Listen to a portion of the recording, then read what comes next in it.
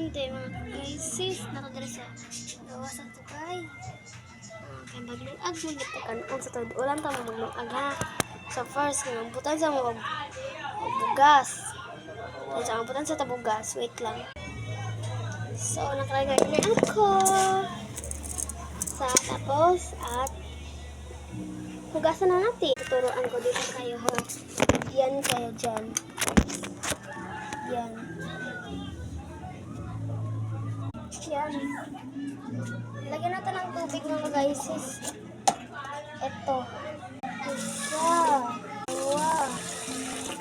Lo. Natin yan iba mga guys. Ganyan lang oh. Ganyan nyo ba? Ganyan nyo. Pagkuhan natin kay ganyan. Para mas na kuhan. Comment about to. Bye-bye.